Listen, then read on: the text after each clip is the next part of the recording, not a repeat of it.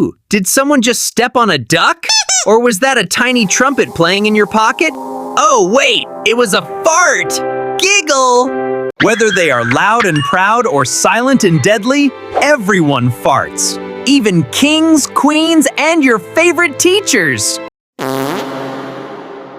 But where does this stinky wind come from? Is there a gas station in your tummy? Well, hold your nose because it's time for Brain Blast. Did you know that half of a fart is actually just air from outside?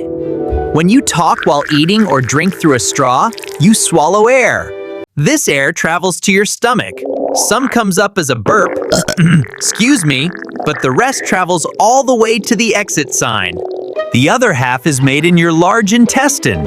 You have millions of tiny, friendly bacteria there. They are like a little cleanup crew. Why do farts smell? Most of a fart is odorless, but about 1% is sulfur. If you eat eggs or onions, you create stink bombs. The sound? It comes from muscles at the exit, the sphincter. When gas squeezes through a tight opening, it vibrates, making that famous trumpeting sound. The faster the gas comes out, the higher the pitch. It's basically your body's own musical instrument.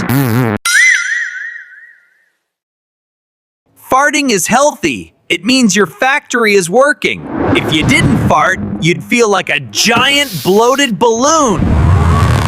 Oh.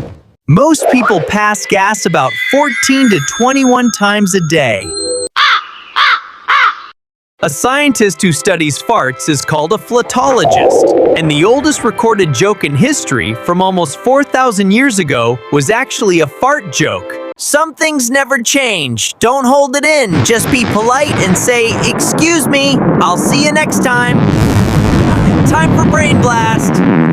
Keep learning and stay curious. Hit subscribe and share the magic.